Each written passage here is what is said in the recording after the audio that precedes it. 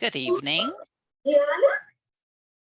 Let's, Katie, can you watch those waiting rooms? Okay, and if we need to mute, if you do that, that'd be great. Good evening, everyone. Welcome to the Spring 2023 teen issue of Inlandia Institute's online literary journal, Inlandia, A Literary Journey.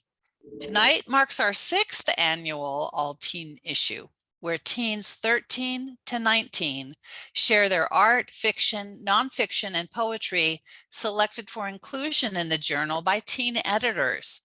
Inlandia is proud to feature homegrown creatives from inland Southern California cities, including Alta Loma, Corona, Fullerton, Moreno Valley, Rancho Cucamonga, Rialto, and Riverside.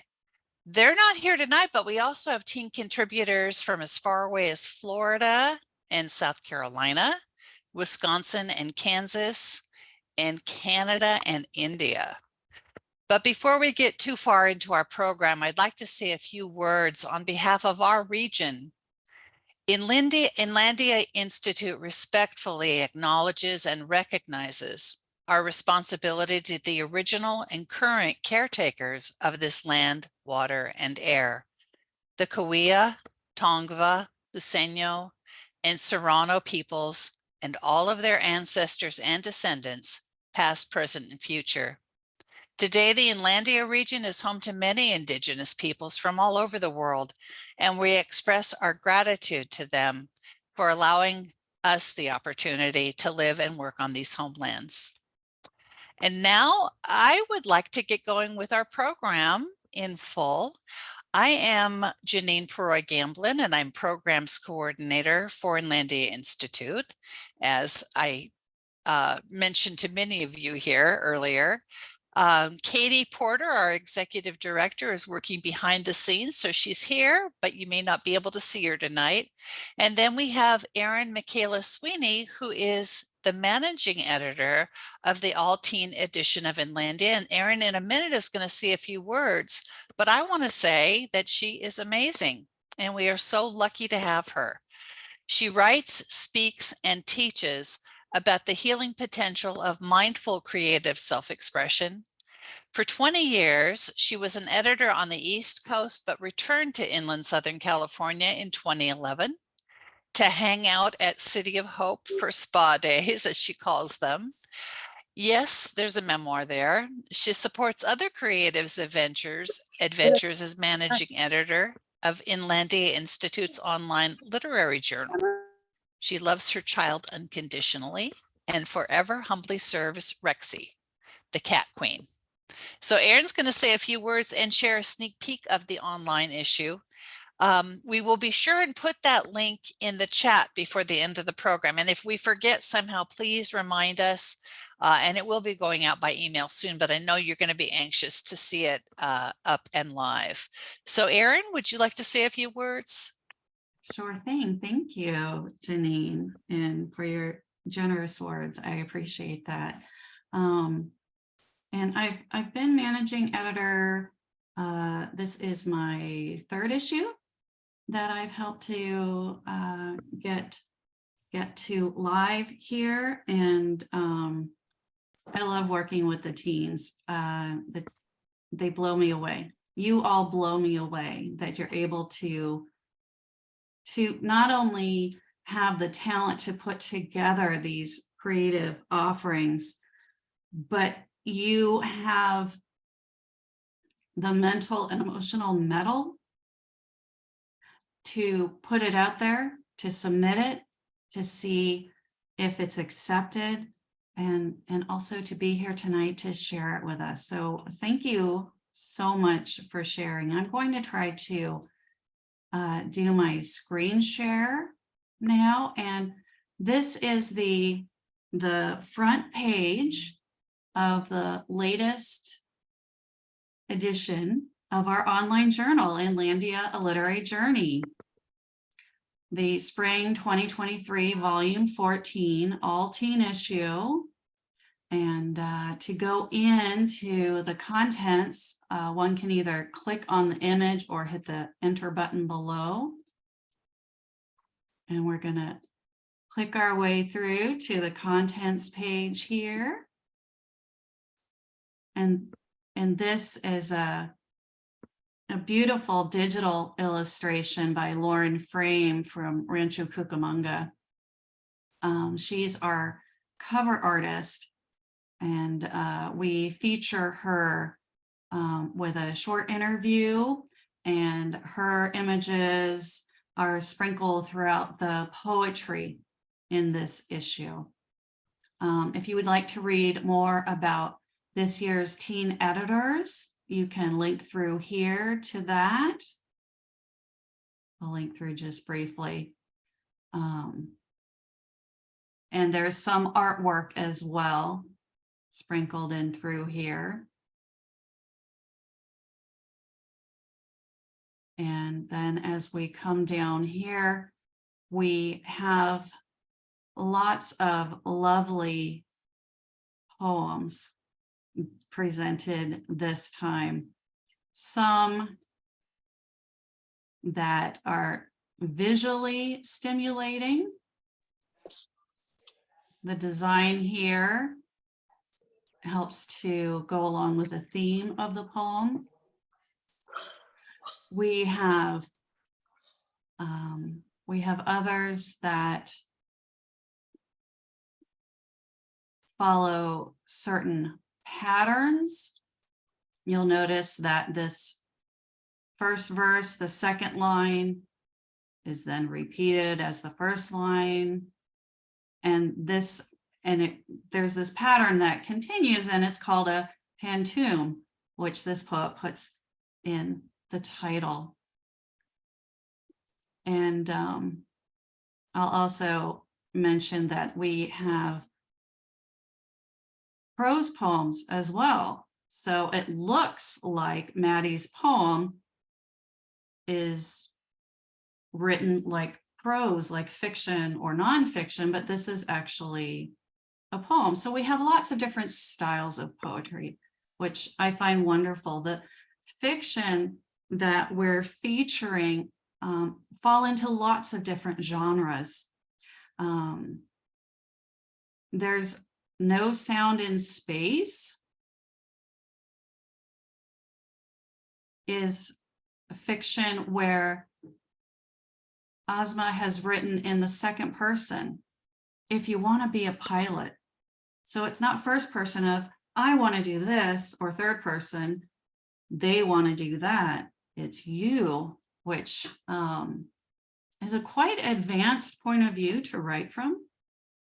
I'm skipping past some of the ones that are here tonight. We have some sci-fi, the robot with purple hair. That's a fun one. We also have the Candy Kingpin, excuse me. He's a third grader who takes over the school using Halloween candy. And then we also have nonfiction. Some is quite short.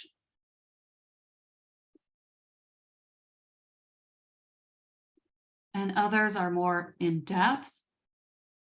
And much of the nonfiction is quite personal. More toward memoir rather than a reference text or some such. The artists that we have include, as I mentioned, Lauren Frame. And here's a collage of her works all on one page. She's the cover artist. And if you'd like to read more about her, you can take the link from there to read a little Q&A that I did with her. So we have, it's a really wonderful issue, and I hope you have a chance to explore it more after our wonderful teens read here live from their works. Thank you so much for listening to me talk just a little bit. I'm going to stop sharing here. and make myself quiet. And passing it back to Janine, I think. Yeah. Yes, that's right. Thank you so much. And welcome to those who have joined us. We're so happy to see you here tonight for this incredible evening of presentations. I wonder if you know offhand the number of pieces you have in the online journal, Erin. Looks like quite a few. Yeah, well, Took a little. because so many of the poets submitted more than one poem, Mhm. which I always recommend, and then those were accepted. Yeah. So I think we have about 30 Mhm. teens that participated, but the poets often had more than one piece. Right. Well, Yeah. looks fantastic. Beautiful Oh, job. thank you. Beautiful work. We're very impressed. So we have 4 teens with us tonight who are going to be sharing their work with you. And our program is going to open with Moses Ramirez. Um, Moses Miguel Ramirez is a 17-year-old first generation Mexican student who is the first in his family following a conventional path to college and simultaneously attending college at his young age.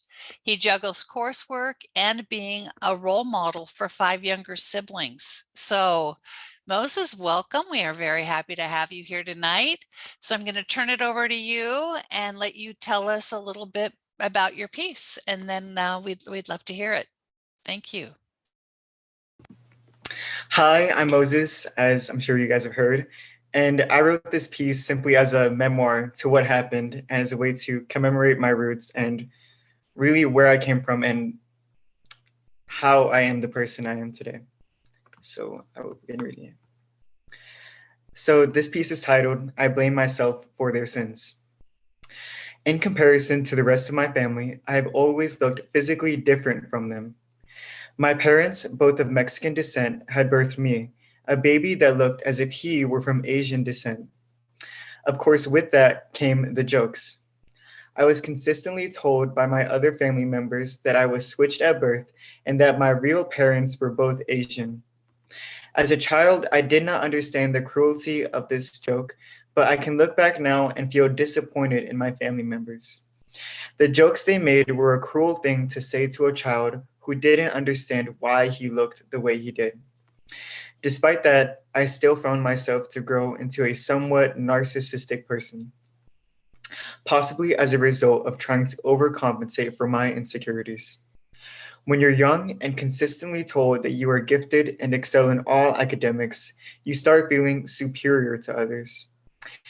With that feeling of superiority, I began to look down on peers and convince myself that none of them could use the words I could, none could think like I could, and frankly, most were easy to manipulate.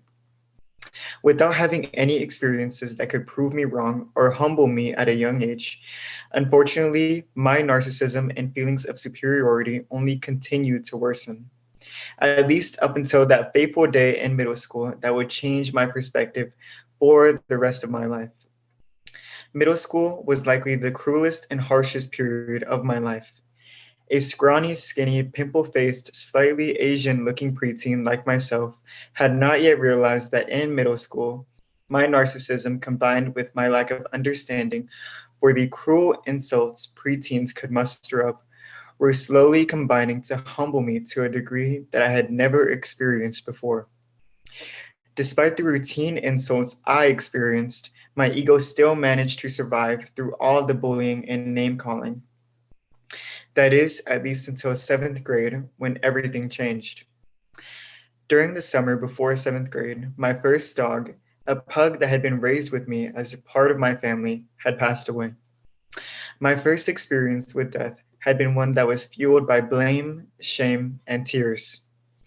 During my 7th grade year, I had managed to make 3 quote unquote best friends who somehow managed to ease the grief I was facing. These best friends and I were considered the cool people of our class. Being cool back then meant putting down others by hurling harsh and cruel insults at their insecurities, most likely as a way to finally feel better about yourself. This was something I was glad to participate in until these three best friends had decided that we should hurl insults at each other. What was at first your simple, your mom jokes slowly turned into crude and appalling racial comments. To say that I was above them would be to lie. I am ashamed to say that I was equally crude and appalling with my insults. This was a period of my life that I look back on and regret. I regret the things I said, the people I hurt, and I blame myself for why they called me the things they did. Despite that, there is one situation in particular that stands out from the rest. A situation that I can look back on and say that my feelings have changed. What was originally a walk to the library had turned into a turning point of my life. My friends and I had just left English class with the rest of the students to check out another book from our library that I would likely not end up reading. During the walk, the usual course of actions had begun to occur. We began by throwing the typical insults at each other.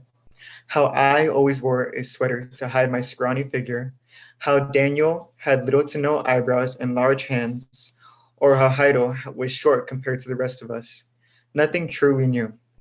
However, things took a turn for the worse. Racial comments were thrown out as if they were simple foam balls to hit each other with, causing no harm whatsoever. At first, it seemed as if I was spared from these comments up until my friend at the time, John, had said the one comment that would stick with me and keep me awake for the rest of my middle school life. John jokingly said, "Your dog died because you ate him." This was not only insulting in the way of being a stereotype towards Asians, of which I am not, but rather it was the fact that I confided something so personal to these people I considered my friends, and they used it against me. At that moment, my feelings were inexplicable. I was unsure of whether to feel hate, embarrassment, sadness, or pure rage. Ultimately, embarrassment overshadowed every other feeling I had, and I responded with silence and tried to show no emotion so as to not let John think that he had won. In the unspoken rules, if he knew that it got to me, then he would win this sick game we played. The rest of the walk to the library seemed to extend into a millennium. As I internally battled with all the emotions I was feeling at the time, the hubris I used as a blanket for my insecurities was shattered, and I was left vulnerable. As we sat in the library, I simply couldn't hold it in anymore. I cried. I cried enough for the whole class to wonder what had happened. What did someone say? My tears couldn't stop. All I could think of was the fact that I really did blame myself for my dog's death, and that selfishly, I wanted nothing more than the entire world to blow up so that no one in all of human history could know that Moses cried. Moses with a huge ego, Moses who buried his insecurities with narcissism, and Moses who blamed himself for his dog's death. None of the students or the teachers made an attempt to empathize with my grief, besides handing me a few tissues. After what felt like an eternity of crying, I was able to calm myself down, and the whole class simply avoided the entire situation as though it had never happened. In a way, I was happy, but at the same time, I was devastated. All I wanted was for someone to ask if I was okay. Of course, I would have lied and said, "Yes, of course, Moses doesn't get sad," shrugging it off as it didn't give me a breakdown. From that point on, I never really felt the same as I used to. I was unsure whether or not I was struggling with depression, and I was too proud to tell my parents. As I, Moses, the person who had never failed at anything in middle school, could handle this phase on my own. My English teacher didn't make it easier either. The teacher who I admired, the teacher who visibly saw me getting bullied, crying in front of her, did nothing but watch as a bystander. I grew to strongly dislike her. By the end of the school year, my friends and I had already begun to drift. The name calling and comments that we called each other had created an irreparable gap between us. And ultimately, the only thing keeping us together was the fact that we had no one else to be even remotely close with. It was around this time that I had grown to dislike them for the things they said to me. However, dislike would be an understatement. I despise them for it. I wish death upon them, a cruel and slow one at that. I initially lied to myself by thinking that I was the victim and that I did not deserve this and that I have done nothing wrong at all. However, as time went on, I was able to reflect on the choices I had made as an ignorant child and came to understand the error of my ways. I look back and I can say now that I was not a victim. Although no one deserves racial comments to be thrown at them, this entire situation was created by me and continued because of me. I easily could have come to my parents about it or a teacher about it, but I didn't. Not only that, but I encouraged the ignorant insults by giggling, participating, and hiding all signs of sadness when they threw these insults at me or at others. So I blame myself for it. I blame myself for not telling them to stop. I blame myself for being a pushover, and I blame myself for participating. Yet most of all, I am ashamed and remorseful. I am ashamed of the fact that I could have spared so many others of the cruel insults they hurled, but I didn't. My middle school life was something I look back upon and am ashamed of. However, I am grateful that I can look back upon it and say firmly that I have changed and that I'm no longer filled with the ignorance and hate I held inside me at that time. Although it was a tough lesson to learn, it helped me mature and become more empathetic towards everybody. I now feel at peace with the situation, and in a way, I am thankful that it occurred. Thank you.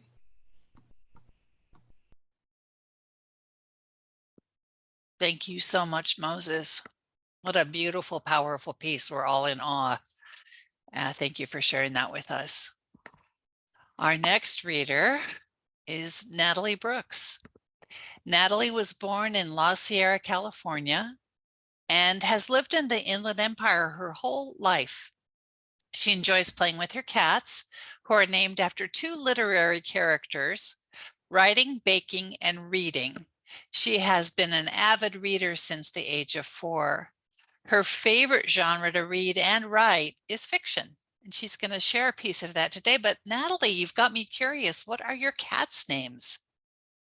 Merry and Pippin from Lord of the Rings. Okay, thank you.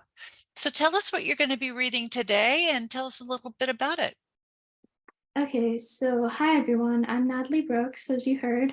My story is called Till Death Do Us Part. It's a story that I wrote for school in my favorite class, English, and it was one of my favorite projects last year. I hope you enjoy it.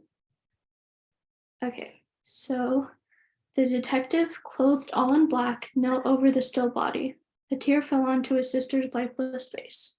How could it be that this beautiful woman just the day before had been going about her life as a mother and a wife and a sister? And now she wasn't anything. He let himself cry despite the presence of his peers behind him. They would understand, he knew. Each of them had suffered loss, too, and they would know the sting of it, the wrenching pain of the unacceptable. It came with the job, unfortunate fact though it was. And yet they made no noise, no move to console him. Oddly strange, he thought, for they knew him well, and there was hardly a time when he did not receive comfort for at least one of his compatriots when he needed it. He turned around, wondering what was the matter. Had they gone? The 3 of them were there all right, but the reason for their silence soon became apparent to the detective. Gags covered their mouths. Ropes bound them together. The man was shocked. How had he allowed this to happen, under his own watch? Yes, he had been distracted, but it was a rule he knew well that one was not to let their emotions interfere with their duties. He hardly had time to consider this, however. A whizzing sound reached his ears, and a moment later he felt a sharp pain in his arm. Dizzy, he looked down at the bloodstains spreading from his forearm and the knife embedded in the tree trunk behind him. Pieces of bark fluttered to the ground. He remembered another rule he obviously had ignored. Always be alert. He remembered his training when he had been so excited to start his job, to actually be a detective. I was so young and naive, he thought to himself. He pulled the knife out, feeling his blood pulsing in his arm. His meager medical knowledge prompted him to rip off the bottom of his shirt and tie it about the wound, but it did not do much to ease the pain or the bleeding. But he knew he could not worry about that. Immediately he ran to his friends and cut their bonds with the bloody knife, trying desperately to control his arm as it shook with pain. He managed to release his friends with no damage done. Or is it? His friend cried as soon as she pulled off her gag. What happened? The detective asked. I saw it come out of the woods, his friend whimpered, but before I could warn you, before I could move, it had hit me and I blacked out. And then it got the rest of us, his other friend added. What did? What was it? The detective implored. She answered, I couldn't tell, I just don't know. I'm coming for you, a voice from the forest wailed. I'm coming to get you. Figure emerged from the woods. Run, the detective friend, Charlie, screamed.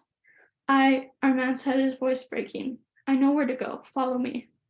The four raced among the trees, tearing through the dense branches, and, as they would later discover, sustaining multiple scratches all over. The forest was beautiful, green and lush, but they could hardly appreciate its beauty, what with the terror they were experiencing.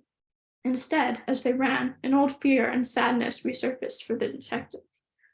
It was nearly a year ago that Robert Winters had lost his beloved Ellen. He had since visited their woodland cabin only thrice, and each time it had been terribly painful. Robert had been, in fact, headed to the cabin for the fourth time when he had received the call regarding the murder. How ironic that his home of miserable remembrance would become his haven of safety. Ellen had been the most beautiful girl he had ever seen, prettier than any actress or any figure of a Greek goddess made by some sculptor. He thought if one were to try to make a likeness of her, it could never compare. Her eyes were the deepest brown, and when he looked into them, it was as if many secrets hid inside. And when they looked back at him, he could hear his heart, kabump, kabump. Her hair was as black as midnight, and her skin was a beautiful cocoa brown. Even as he remembered her, the tears came back, having only been recently dried by the adrenaline he felt after the appearance of the knife. His beautiful Ellen, gone, he sobbed. An old wound had been reopened. But there was not time to fret over this now. They had reached the cabin, a cozy wooden establishment with shining windows and a very homey feel. Robert fumbled for the keys, all the while feeling the shooting pain in his arm, before unlocking the door and flinging it open. They scrambled inside and he threw the door shut. Robert collapsed on a couch, sinking into the fabric. He was too weak to care about the red stains spreading across the seat. Thinking about it, he realized that it was doubtful he'd lived long enough for it to matter. The four were silent for a moment, panting, their hearts racing. Robert willed his breathing to slow. In, out, in, out, in and out, in and out. What do we do, Robert's friend, Lauren whimpered. What is there to do? Charlie shot back. We're trapped. We're going to die. The best thing we can do is accept it and steel ourselves. No, Isabella, the third companion protested. We're not going to die. We're going to get through this together. She glanced at Robert's arm. Is there a first aid kit here? The most important thing right now is making sure Robert is okay. Yeah, there's one over there, the detective stammered, wincing in pain as he pointed to an overhead cabinet above the sink. Isabella ran to get it, pulling out a bandage and disinfectant as she sat down next to Robert. I'm no doctor, Isabella ventured, so I'm really sorry about this. After gingerly untying the piece of cloth around the wound, she poured a drop of the liquid onto Robert's arm and he stifled a scream. His breathing returned to the fast pace and he began to sweat. I'm so sorry, Robert. He squeaked out, It's fine. She placed a piece of cotton over his wound and wrapped it in gauze. I don't know what else to do, Isabella stuttered, feeling her lunch make its way up her throat. She let go of his arm and he relaxed, though still wincing in pain. Guys, Charlie began, where is it? Good question, Lauren muttered. The four turned their heads slowly towards the door. Why is it taking so long? Isabella cried. Why isn't it here? What, do you want to die? Charlie snapped. Isabella answered, No, I just want this waiting to end. Knock, knock, knock. The four friends jumped. Let me in, the voice drawled. This is my house after all, honey. No, his heart stopped. No, she was dead. She had to be. She'd gotten lost one day and he couldn't find her. And there was just no way. He had searched for her and then cried for her, and now he'd finally accepted that she was gone. But as he peered out the window, his world flipped. There she was, scratched and battered, yet just as beautiful as the Ellen he knew. His eyes stared into hers. The pool was of deep brown filled with fear. He could feel tears dripping down his cheeks. He lunged for the door, moving to open it before reconsidering. How? He cried. His wife motioned for him to open the door, tilting her head to one side.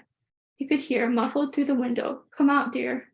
Could he trust her? There was no way, absolutely no way, that she was the one who had killed his sister, Catherine. Ellen loved his sister almost as much as he did. This was not the killer, the one who had been chasing them. obviously wasn't her, and she was in danger. The true murderer would come out at any moment and kill her too. He couldn't lose his beloved wife again. His hands on the lock, he stopped. Was he sure? Absolutely sure. He had to be. If he couldn't trust her, he couldn't trust anyone. He unlocked the door. Are you sure? His friend called. I have to be. She's my wife. And he stepped outside. It's you. I can't believe I found you again, she cried, her hands outstretched. Robert ran to her and took her in his arms. My Ellie, he sobbed. He caught his breath. No, he cried. No, please, you can't. She pulled it out, that same knife he had felt the sting of earlier that day. Yes, I can, the love of his life hissed. I can, Robert. You abandoned me. I was lost and you didn't find me. I was in the forest for a year, Robbie, and you didn't look for me. She was crying. I did, Ellie. You know I did. I'd never leave you. I died inside because I had looked for days and hadn't found you. I couldn't accept that you were gone, but what else could I have done? You should have looked harder, was her response. She paused, and then, did it hurt, Robbie? Did it, to know that your sister, someone you loved beyond anything, had abandoned you, that they were gone forever? Yes, yes, it did, he cried, but I already knew how that felt. I'd known it for a long time, ever since I lost you. I loved you more than anything, Ellie. I loved you too, she sobbed. I did. That year in the forest, I still loved you. But now that I found you, I hate you. But there was obviously some love left in her heart, for as her eyes closed, Robert could see the realization of what she had done begin to spread across Ellen's face, and he saw black.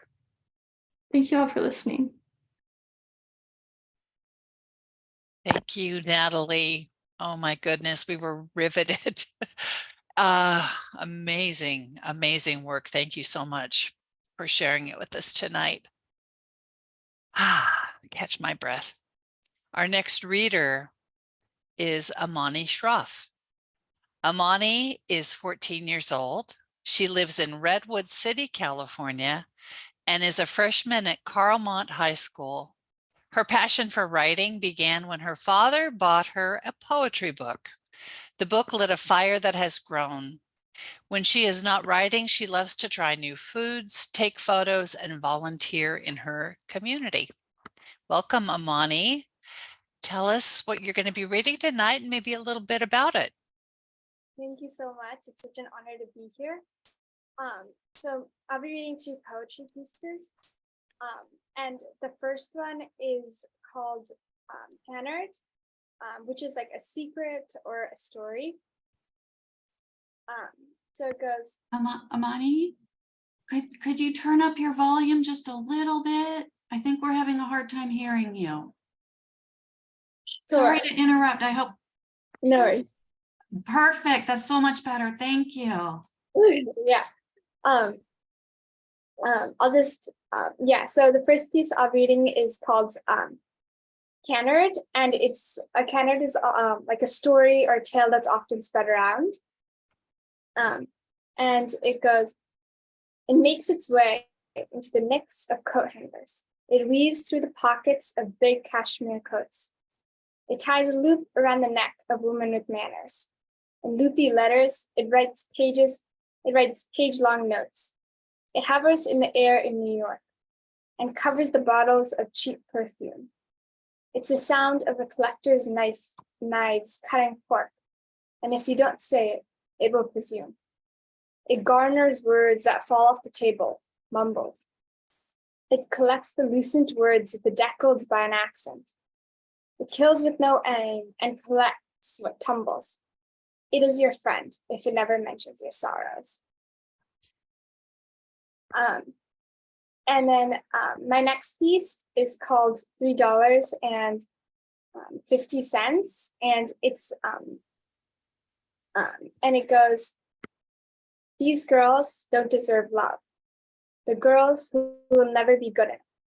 You'll never be worth that much. Just $3.50. Put a bandage on it.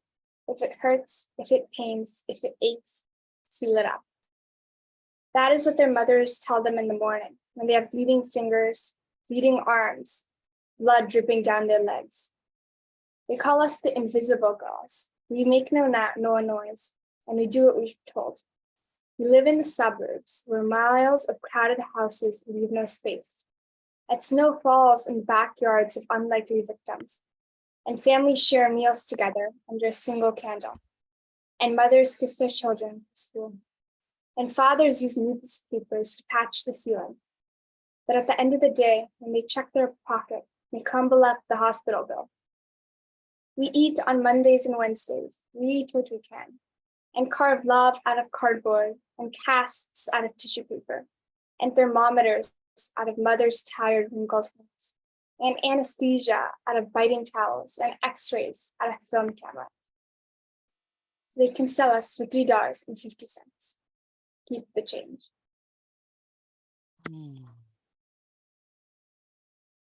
Oh my goodness, thank you so much. More beautiful work and so powerful. Really, really lovely. Thank you, Amani, for sharing your words with us. Our final reader for tonight, excuse me, is Bibi Nami. She is a student in the Inland Empire, a poet, a published poet, avid supporter of carefully chosen words, active member of her community, and hopelessly obsessed with edgy YA protagonists. Through her writing, she hopes to enlighten others to the uniting power that can be found in words through their expression of our relatable thoughts and experiences. Thank you so much for being here tonight, Bibi. Welcome. So tell us what you'll be reading and then a little bit about it. I'm going to be reading all three of the poems that I submitted, and they all have very different meanings and messages and intentions behind them. So I'm going to start off with my first one, Inhumans, which is really, I was trying to explore maybe the way that we see animals is not so different from who we are really as humans, since at our core we are animals, and that's where we started off. So it goes like this. On the long drive, I once saw a lone calf with hide like toffee candy and eyes like polished stone. It stood in a little hole of water and licked at the long grass that encircled it. It was novel to me, like mushrooms after rain, and I swear it caught my eye, staring with pleading button black eyes and needly ribs, thirsty, wanting, needing. But the road was clear and our path was long. We had no reason to pity the calf, and so we sped along. My second poem is 10,000 Hours is Enough, and it's inspired by this thing I heard where basically you have to like practice something for 10,000 hours to be a master of it. And I was like, you know what I've done for 10,000 hours? Live. So around, I hear that it takes 10,000 hours to master something. I take it then, chewing on my cheek and scratching at my elbows for 16 years has transformed me. If nothing else, I'm a genius at living. I'm a master of life itself. Fear me, history, for I am venerable and sagacious, and I come to capture the fruitfulness of life that pervades me still.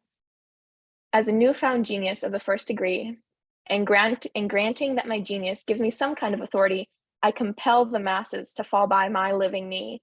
I compel that you follow my every decree, that we stand on our heads until our cheeks are red, that we swing in the park until the rising sun greets us a fair day, that we sneak out and be stupid at dark, and that you let me cradle your crying head upon my genius undying cart. Let me show you a living that spins you like a turnstile. Let me show you a living that sucks the hurt out from a bee's sting. Let me show you a living where love can run free, just between you and me. And so my third and final poem is called A Body Well Traveled. And I feel that often the elderly population in our society is like neglected and cast aside. So I wanted to bring attention to that through writing a poem where we can see a different view, a different perspective towards age and aging.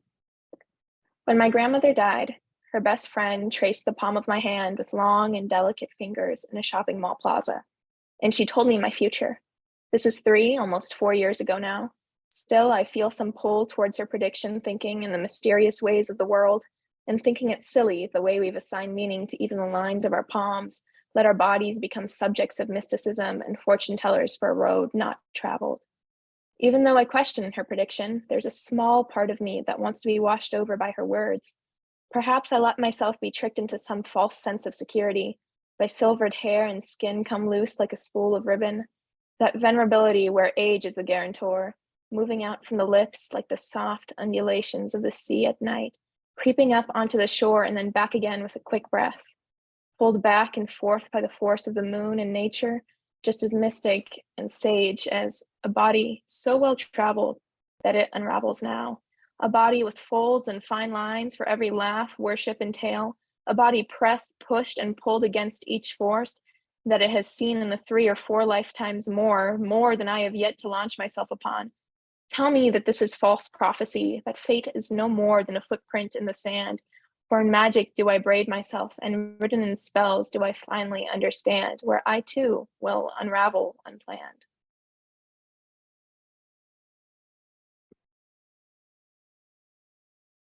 Amazing, beautiful, such richness. We are in awe of all 4 of you. I was at a meeting, an Inlandia meeting earlier today, and I see some of the members here tonight. And I said, prepare to be dazzled. And I think we are. We're dazzled by your talent and your passion, your brilliance with spoken word and written word. And we thank you for being here tonight. This is not the last we've heard from you. I'm positive of that. So thank you again. Let's put everybody on screen here. Erin, did you want to say anything in wrap up? I don't know. I'm looking. You can see me looking. I'll just say that, you know, the bravery of one recognizing that we all are creative souls, 2 putting it onto paper, whether writing or art. Those first 2 steps are so healthy for all of us. But you all went above and beyond. You actually submitted it to share it with others, to have others read it and look at it and ponder it. And now here tonight, it's sort of this full circle of that sharing. And so just thank you so much for sharing your creativity with us. We are enriched for it. So thank you. Absolutely. Yes, thank you. Perfectly put, Erin.